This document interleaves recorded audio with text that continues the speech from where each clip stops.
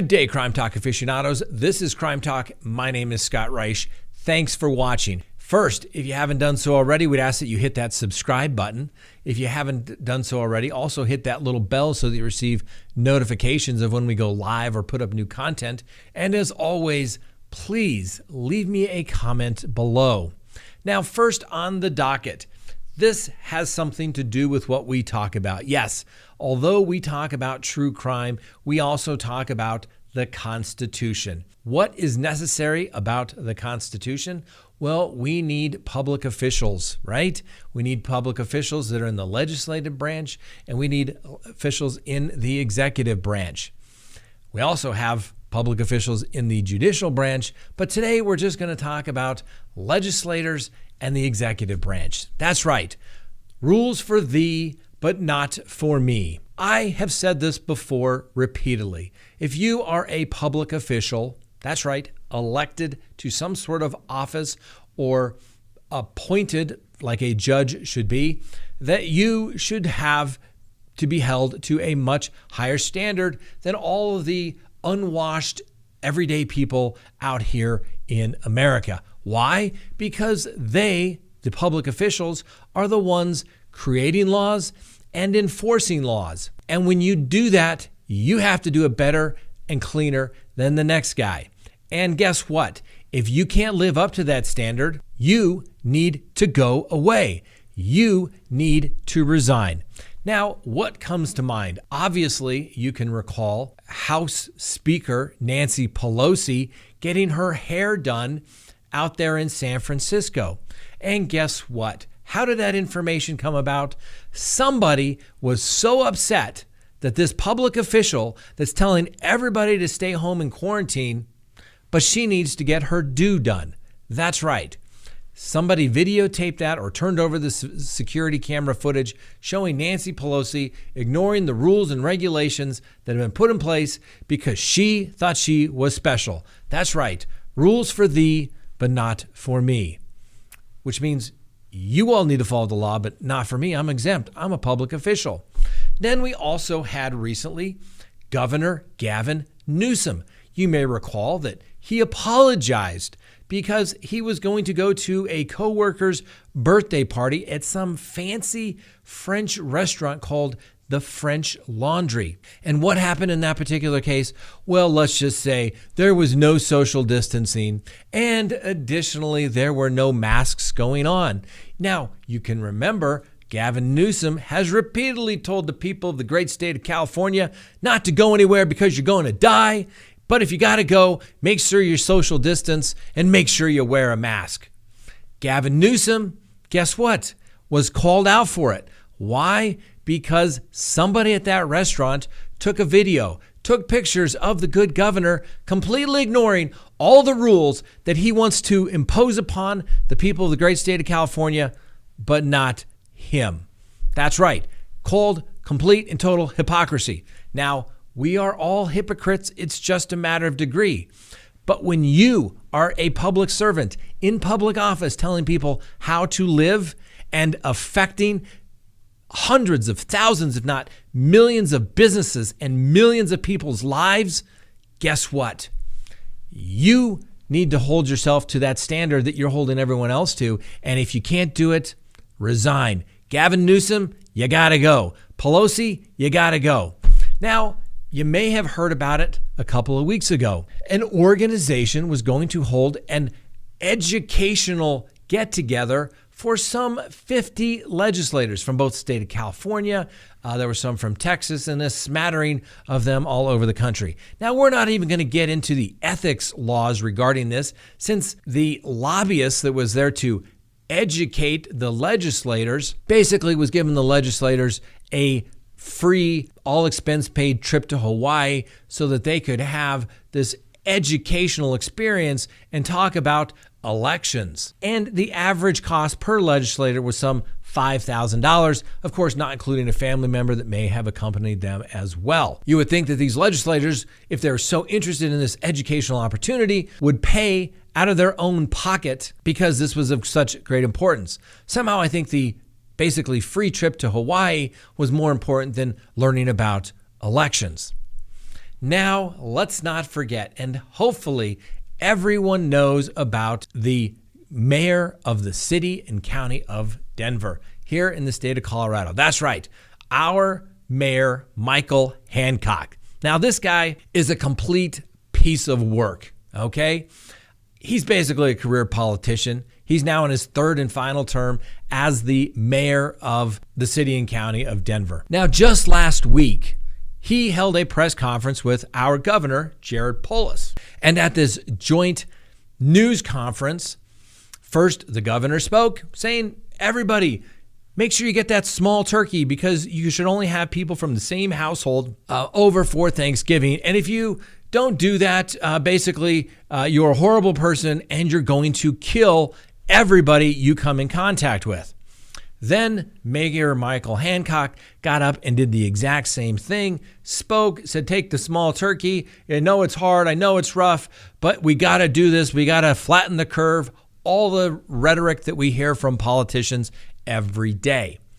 Well, guess what? On the day before Thanksgiving, guess what? He was caught boarding a flight to Houston and ultimately to Mississippi so that he could spend Thanksgiving with his wife and his daughter.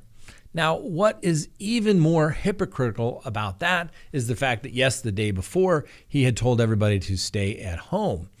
And what's even more ironic is the governor, who shared the podium with the mayor, tested positive for coronavirus. Now, certainly we wish the governor a speedy recovery, and we hope he and his partner, his husband, are well. But the hypocrisy of Mayor Hancock needs to be called out. Further, about 30 minutes before Hancock's flight departed, he tweeted, avoid travel if you can in order to slow the spread of COVID-19. He sent out another tweet and as well as on Facebook saying, pass the potatoes, not the COVID. Stay at home as much as you can, especially if you're sick. Host virtual gatherings instead of in-person dinners. Avoid travel and order your holiday meal from a local eatery. Shop online for small businesses. Wow. So guess what? Mayor Hancock, urging everybody to do that, does the complete opposite. Now, what does Mayor Hancock do? He apologizes because us, the people of the state of Colorado and all everywhere around, you're too stupid to realize that this is hypocrisy to the nth degree. He says, I'll just issue an apology saying, I was thinking with my heart and as a father to be with my daughter on Thanksgiving and to be with my wife. And it was less risky for me to travel than to have my wife and my daughter to come home. Well, let's talk about some of Mayor Hancock's other apologies. How about when the city and county of Denver paid off a member of his security detail for sexually suggestive text messages that he had sent to this female police officer who was assigned to his security detail? That's right, he apologized. And how about that time where his son got pulled over by an Aurora police officer and berated the police officer and stated, you don't know who you're dealing with. My dad is a mayor in the city and county of Denver. He will have your job. That's right. Mayor Hancock apologized. And how about that time at the first election with Mayor Hancock when he was found to have numbers involved with the Player and Sugars case, which was a prostitution ring that was busted that had a lot of high-ranking officials here in town, and they just happened to have his phone number and his name in the book. What did he do? Well, of course, first he denied, and then he apologized. So that is Mayor Hancock's MO, just like a lot of politicians. Rules for thee, that's right, you and me, but not for me, the politician. And if you get caught, well, just apologize, it'll blow over. Well, I think it's about time that things stop just getting blown over. I would urge each and every one of you to contact Mayor Hancock's office at 720-865-9000. Now, be polite. We don't need to call him names. We don't need to make any threats. Don't do that. Just simply say, guess what, Mayor Hancock, I think that you should resign because you're a hypocrite.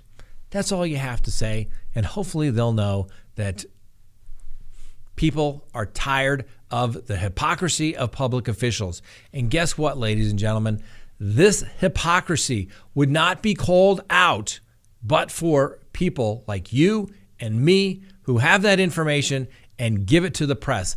Otherwise, they think they will continually be able to get away with it. So if you have information regarding public officials that are being completely hypocritical of the position that they're telling everybody in public and they're doing the opposite, I urge you to contact the news media so hopefully somebody will run with it. And if you have a tip, you can always send it to me here, Scott@ScottReisch.com, and we'll take a look at it. And if we can verify it, guess what? We'll talk about it. And the reason why I say to do this, ladies and gentlemen, is these politicians are making policies that are affecting businesses, families, people that are on the verge of losing everything, people that have made decisions that have shut basically the restaurant industry down across the country the week of Thanksgiving, and they're probably not going to open up again until after the first of the year. This affects people. These politicians don't care because they get their paycheck twice a month, whether they need it or not. And I don't see any of them donating their paychecks to take care of the people that actually work for a living and have a family to support. That's why I'm so fired up about this issue. Next on the docket, Crystal Lee Kenny. Remember her? That's right. She was the on-again, off-again girlfriend / mistress of Patrick Frazee, who was convicted literally just about this time last year relating to the death of Kelsey Barrett, the mother of his child. Now, Crystal Lee Kenny got a smoking deal. Now, as you may recall, she admitted that on 3 occasions she was going to go over and personally kill Kelsey Barrett, but she ultimately chickened out on a number of occasions where it is now alleged and I guess actually proven to a jury beyond a reasonable doubt that Patrick Frazee killed Kelsey. It has actually been proven beyond a reasonable doubt unanimously to a jury that Patrick Frazee killed Kelsey Barrett at her townhome, whereupon then Mr. Frazee called his girlfriend to drive all the way from Idaho to come and clean up and help dispose of the remains of Kelsey Barrett. Now, the district attorney who prosecuted the case, DA Dan Mays, said that he had to make a deal with the devil. Why is that? You had to have an eyewitness in this particular case. They had some charred remains from various burn pits out at the Frazee Ranch, but for the lack being too legal, they had real problems with this case, so they needed an eyewitness. The attorneys for Crystal Lee Kenny realized this and cut a smoking deal. So instead of being a co-conspirator or an accomplice to the murder of Kelsey Barrett, Crystal Lee Kenny's legal team cut a deal where she pled guilty to tampering with evidence, which here in the state of Colorado is a Class 6 felony and normally only carries 12 months to 18 months in prison plus a 1-year mandatory period of parole. As part of the plea agreement, though, they agreed to an aggravated range, so the maximum penalty could be 3 years for Crystal Lee Kenny. The judge imposed 3 years because of her conduct. Well, guess what? Little over almost a year from the date that she was sentenced, she was up for parole, but she was denied parole because of her conduct in this particular case. As a general matter of fact, unless it is a crime of violence, which this particular charge that Crystal Lee Kenny pled guilty to is not a crime of violence, so she is eligible for parole at 50% of her sentence. That gets further reduced based upon good time and earned time credit that she can get while she is in the Colorado Department of Corrections. She will be eligible again next year during her annual review, and she may just get it she may be paroled to a halfway house or directly out into the community. And Patrick Frazee got a life sentence plus 156 years for his involvement regarding the death of Kelsey Barrett. The prosecutors seeking justice for George Floyd do not want the trial televised. Now, former police officers Derek Chauvin, Tao, Thomas Kiernan Lane, and J. Alexander Koenig are going to stand trial for the crimes related to the death of George Floyd. Now, the trial judge in the Hennepin County case there, by the name of Judge Peter Cahill, ruled that the proceedings would be broadcast and live streamed.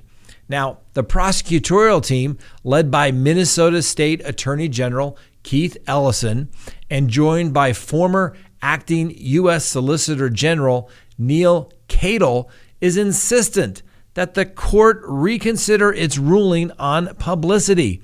They argue that Judge Cahill's order is not only ill-advised, but that it is actually illegal without their consent. Now, the prosecutors filed a motion to reconsider on the issue of media coverage that the Minnesota General Rules of Practice strike a careful balance between public access to criminal trials and the right of the parties and witnesses.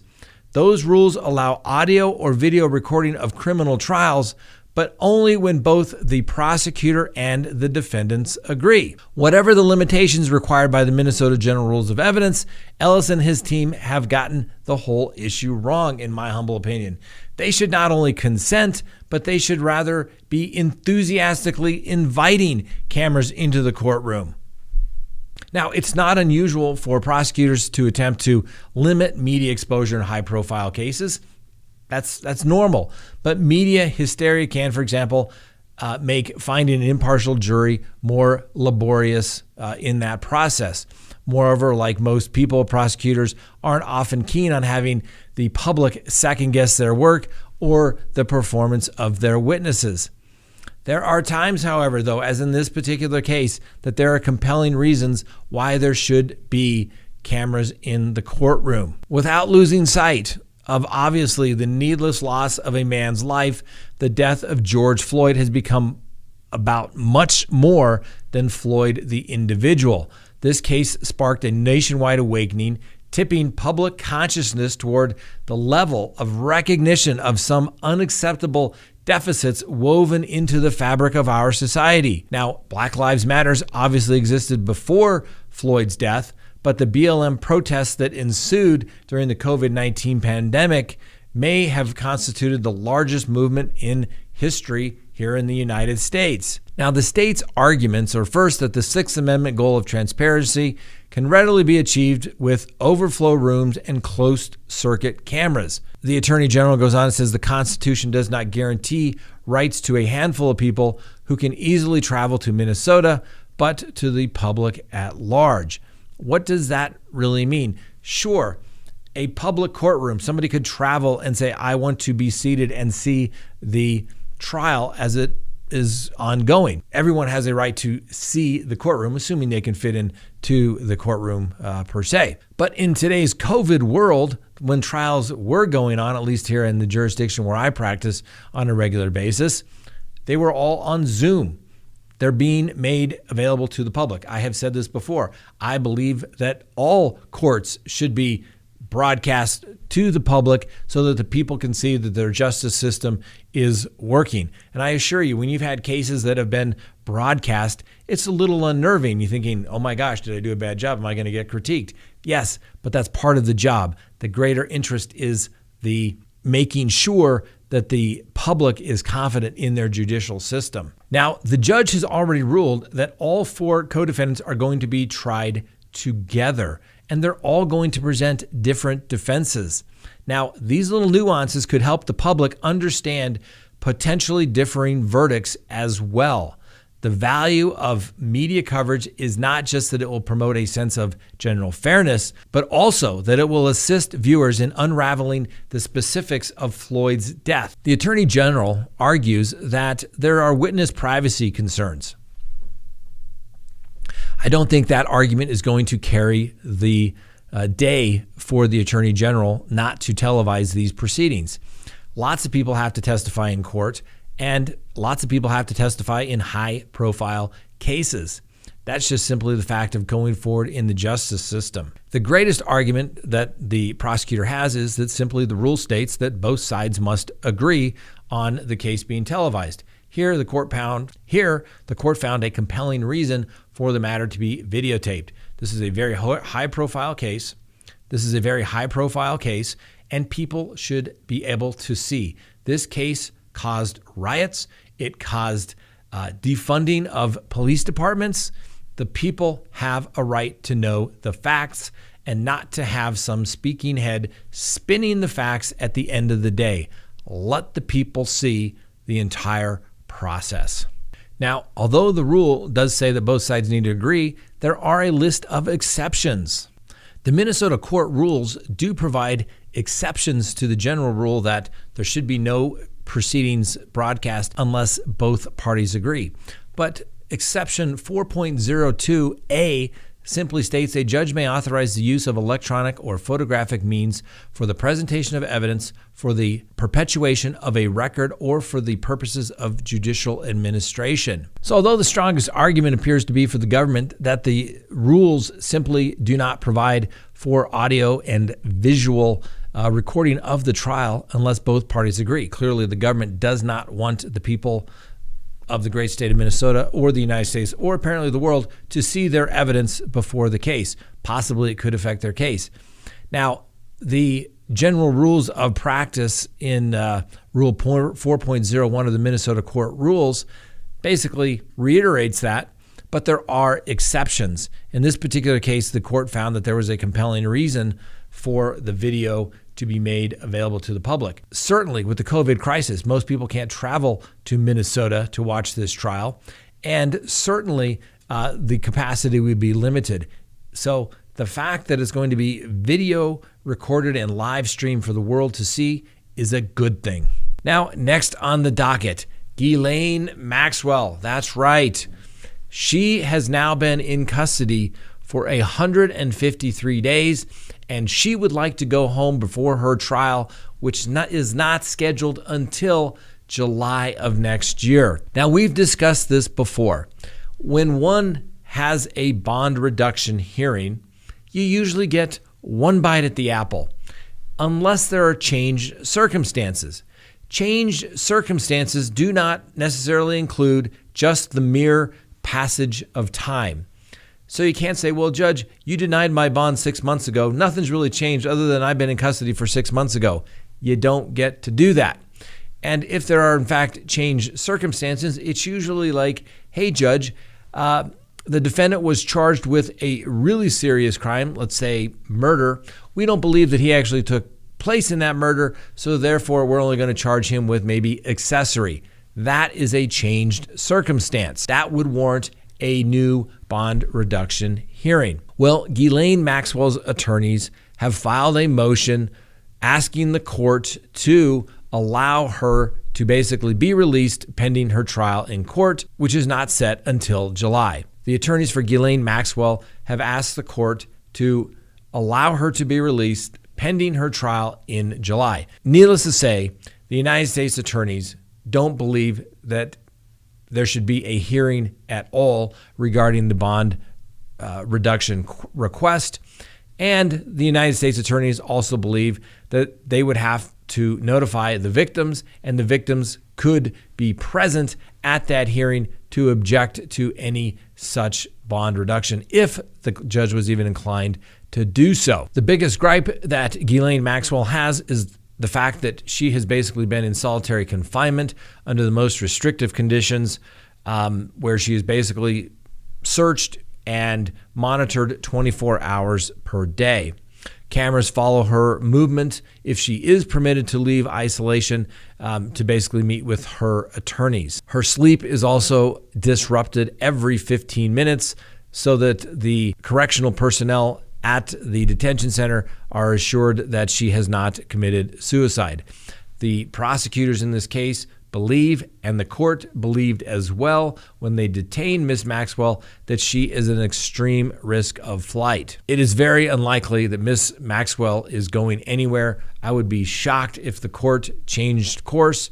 It's simply not going to happen. Additionally, if Ghislaine Maxwell was going to file for a bond reduction, what Ghislaine Maxwell's attorneys more than likely should have done when detention was originally ordered was that they should have appealed to the district court judge, appealing the magistrate court's decision granting detention. They didn't do that in this particular case, so now they're just simply asking for a reconsideration, saying, hey, please let her out. I think it's going to fail. Miss Maxwell's not going anywhere, and she is up to 153 days in custody, and nothing has happened to her.